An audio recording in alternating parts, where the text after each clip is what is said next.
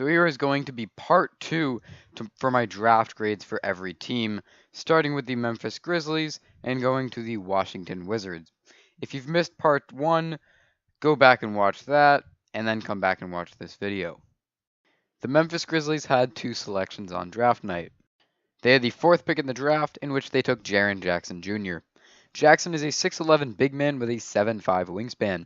Jackson is a great shooter, an incredible defender with an elite shot blocking ability, and probably has the fourth most potential out of anyone in the draft. He's not that good of a rebounder, but I think he'll easily improve there with his wingspan. I'd give this pick an A. The Grizzlies also held the 32nd pick, in which they selected Jevon Carter. Carter is a 6'1 point guard with a 6'4 wingspan. He's the best defensive guard in the draft, a good passer, and a pretty good shooter as well. The only real concern is that he'll be 23 when the season starts. The Grizzlies need a backup point guard, so Carter fits the team very well. I'd give this pick an A as well.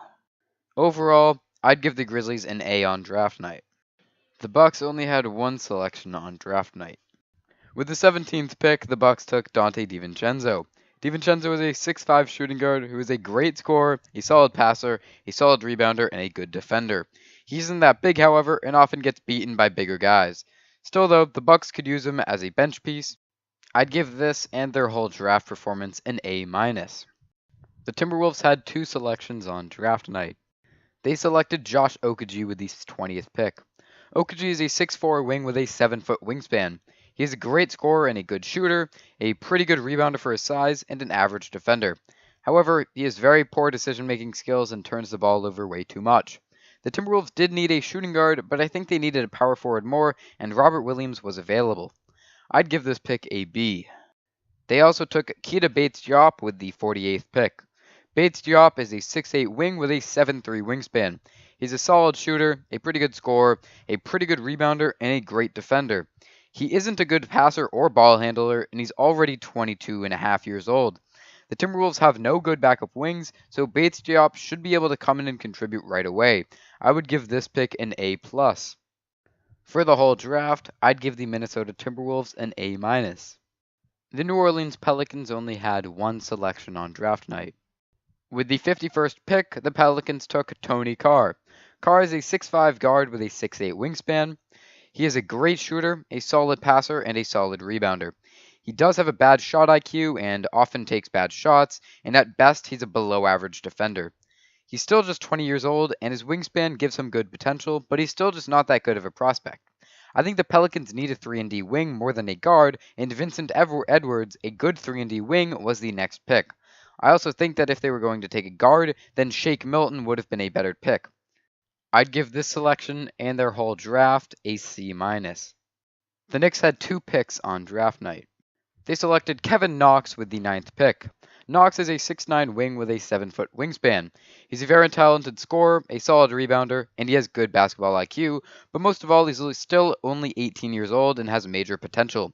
However, he isn't that great of a defender and a below-average passer. I like the decision to draft a high-upside player rather than an NBA-ready player like Mikal Bridges. I'd give this selection an A-. They also took Mitchell Robinson with the 36th pick. Robinson is a 7'1 center with a 7'4 wingspan. He's a pretty good rebounder, a solid defender, and he's only 20 years old and has potential to hit threes. He doesn't have the best skills, though, and is generally a pretty raw player. I think he's a good player next to Kristaps, but I think the Knicks should have gone with a defensive-minded wing player like Isaac Bonga or even Justin Jackson. I'd give this pick a C.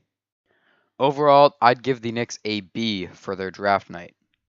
The OKC Thunder made two selections on draft night. They took Devin Hall with the 53rd pick. Hall is a 6'6 guard/forward with a 6'8 wingspan. He played pretty good defense and shot 43% from 3 in college. He is, however, going to be 23 soon, and is just generally not that good of an offensive player, as all they can do is shoot threes. The Thunder don't have a consistent backup guard, so Hall does fit nicely on the team. I'd give this pick an A-. The Thunder took Kevin Hervey with the 57th pick. Hervey is a 6'8 forward with a 7'3 wingspan. He's a good shooter, a good scorer, a good rebounder, an okay playmaker, and an okay defender. However, he has had 2 knee injuries, which is extremely concerning, and he's going to turn 22 soon, which will limit his upside. I'd give this pick an A- as well. Overall, I'd give the Thunder an A- on the draft. The Magic had a very busy draft night, making 2 selections and 1 trade. Of course, they took Mo Bamba with the 6th pick. Bamba is an elite shot blocker and a great defender in general, an okay offensive talent, a solid shooter, but most of all, he has a 7'10 wingspan, which instantly gives him unlimited potential. I'd give this pick an A. The Magic took Melvin Frazier with the 35th pick. Frazier is a 6'6 wing with a 7'2 wingspan. Frazier is an incredibly efficient scorer and shooter, an above average defender, an okay rebounder, and an okay passer. He might have been the best player available, but the Magic already have too many wings and needed a guard badly. Someone like Gary Trent or Kyrie Thomas would have fit better in my opinion. I'd give this pick a B. They then traded Jared Vanderbilt to Denver for Justin Jackson and a future second round pick. Personally, I think they should have kept Jared Vanderbilt because Justin Jackson is just another wing, but the extra second round pick makes the trade okay. I would give the trade a B+. For the whole draft, I would give the Orlando Magic an A-. The 76ers had the busiest draft night, making 4 trades and 1 selection. The first trade was before the draft, trading the 39th pick, which became Isaac Bonga, to the Lakers for a 2019 second-round pick in cash. Isaac Bonga is a 6'9 forward/guard with a 7-foot wingspan. He's a pretty good playmaker for his size and a solid defender. The Sixers don't really need him, but the second rounder they got back is sure to be worse than 39, so I would give this trade a B-. The next trade was on draft night, trading Mikal Bridges for Zaire Smith and a 2021 first-round pick from the Heat. I really hate this trade for the Sixers for a few reasons. Mikal Bridges is the perfect player for them as he is a great teammate and a winner and is probably someone that Paul George or LeBron James wants to play with. Zaire Smith, on the other hand, is a very raw athlete, and while I like his potential, it'll take him a few years to develop, while Bridges is already a solid player. The only thing that saves this trade is the first round pick, as I think it'll be between 8 and 12. I'd give this trade a D+. The 76ers then traded Kyrie Thomas to the Pistons for 2 future second round picks. Thomas is a 6'3 guard with a 6'10 wingspan. He's an excellent shooter and a good defender. The second round picks likely will be between 45 and 52, and I don't think that's worth it. I'd give this trade a B- for the 76ers. The last trade was Raymond Spalding and Kostas Antetokounmpo to the Mavericks for Shake Milton. Milton is a 6'6 point guard with an incredible 7-foot wingspan. He's an elite shooter, a pretty solid passer, and an average defender while having lots of potential. Raymond Spalding is a 6'10 power forward with a 7'5 wingspan, which allows him to be a good rebounder and a great defender. Kostas is a 6'10 forward with a 7-foot wingspan and is very athletic, but he's just not that good at anything else. I'd give this trade a B+ for the Sixers. They also selected Landry Shamet with the 26th pick in the draft. Shamet is a 6'5 guard with a 6'7 wingspan. He's an excellent shooter, a good passer, takes care of the ball extremely well, and he only just turned 21, and he has a high basketball IQ. He isn't that good of a defender, and he isn't that athletic.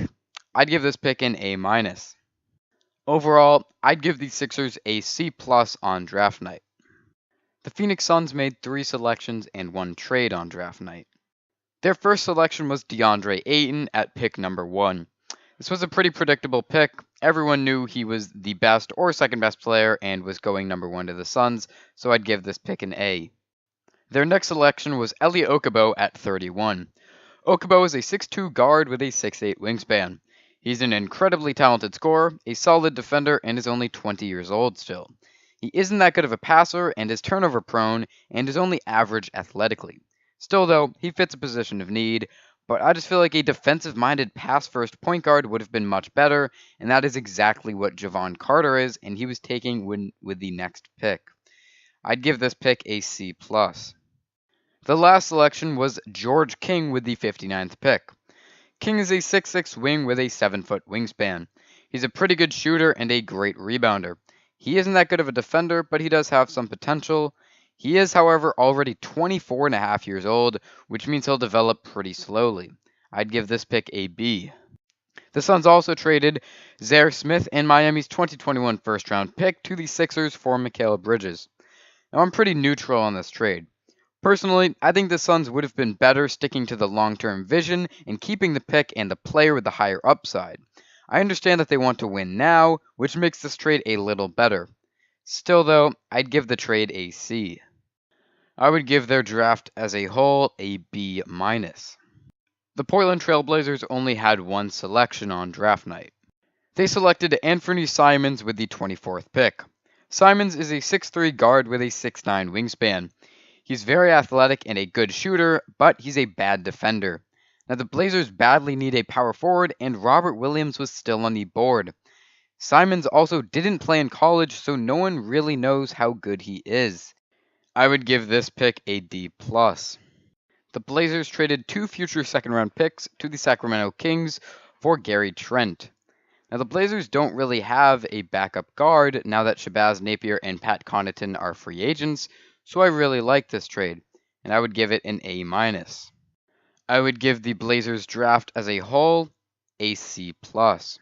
The Kings made one selection and one trade during the draft. They took Marvin Bagley with the second pick. While there are some concerns over Bagley's fundamentals and defense, he's widely considered the third best prospect and fits the Kings roster. I'd give this pick an A-. They then traded Gary Trent Jr. to the Blazers for 2 future second-round picks. As a rebuilding team, I think the Kings need the better prospect instead of a gamble on 2 second-round picks that are likely going to be between 45 and 52. I'd give this trade a C- for the Kings. For the whole draft, I would give the Kings a B. The San Antonio Spurs had 2 selections on draft night. With the 18th pick, they selected Lonnie Walker. Walker is a 6'5 wing with a 6'10 wingspan. He's a solid shooter, a solid scorer, and a solid defender. He has all the tools to be a 3-and-D wing, but he lacks basketball IQ, but I think a year under Greg Popovich will fix that. He's considered one of the biggest steals of the draft, and I would give this pick an A+. With the 49th pick, the Spurs selected Chimezie Metu. Metu is a 6'10 big man with a 6'11 wingspan. He's very athletic for his size, a solid rebounder, and a solid defender. He isn't that good of a scorer inside, however. I would give this pick a B+. Overall, I would give the Spurs an A for the draft. The Utah Jazz made one selection and one trade. They selected Grayson Allen with the 21st pick in the draft. Allen is a 6'4 guard with a 6'7 wingspan. He's a great scorer, a solid passer, and a good defender. However, he's already going to be 23 soon, and he's one of the most hated players in basketball right now. I'd give this pick an A. They then traded away Vincent Edwards to Houston for cash. Edwards is a great 3-and-D player, and while Utah isn't a big team and does need cash, it's never a good idea to just sell draft picks. I would give this trade a D+. Overall, I would give the Jazz a B on the draft. The Washington Wizards had 2 picks on draft night. With the 15th pick, they took Troy Brown Jr. Brown is a 6'6 wing with a 6'11 wingspan. He is a great athlete, a solid defender, and he's only 18 years old. However, he's not a good shooter and still pretty raw. The Wizards don't really need him as they are pretty set on the wing. I'd give this pick a B-. With the 44th pick in the draft, the Wizards selected Isuf Sanon. Sanon is a 6'4 guard with a 6'5 wingspan. He's a solid scorer and defender, and still just 18. The Wizards do need a backup guard, so he fits the team pretty nicely. I would give this pick an A.